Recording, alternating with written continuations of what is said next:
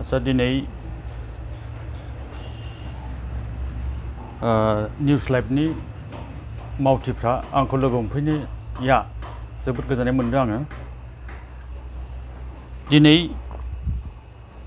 बर' थुनलाइ आफादनि जनाय जिल्ला कमिटिया मोनसे निदान जादों। थांनाय 29 मे खालि जिल्लानि आफादगिरि दानसोरां ब्रह्मआ हरखाब सोरगोयारि जालांदों। दा बेवहाय आफादगिरिया लांदां जानानै दंमोन। दा बेखौ बे लांदां जानायखौ सुफुंनो थाखाय जिल्ला कमिटिया मावफुं मेल लिंनानै सावरायनांगौमोन।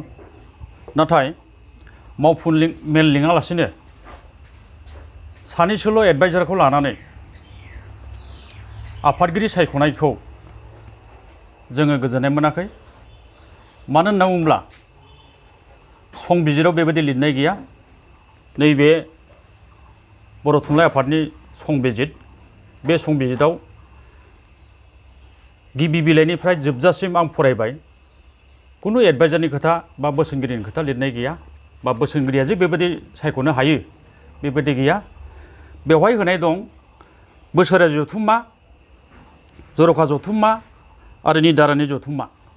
बेबादि थान्दै मेल लिंनानै बा एगजिकिउटिभ लिंनानै बा मावफुं मेल लिंनानै आफादगिरि एबा आफादगिरिनि अनगायै जायखिजाया आफादनि बिबानगिरिफोरखौ सायख'नो हायो।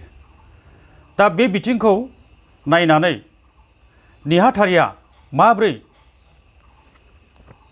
गाहाय नेहाथारि मानिक बर'आ माब्रैहाय बोसोनगिरिफोरखौ लानानै आफादगिरिखौ सायख'नो हाखो बेखौ जों बुजिनो हायाखै आरो बे संबिजितनि बायजोआव थांदों, असंबिधानिक जादों। दा बेनिखायनो जोंनि बुंनाया बेनो जे गोख्रैनो मावफुं मेल लिंनानै आफादगिरि लांदां जानायखौ सायख'नानै लाफिननांगौ होननानै जोंनिफ्राय जोङो बेखौ बुंनाय जादों।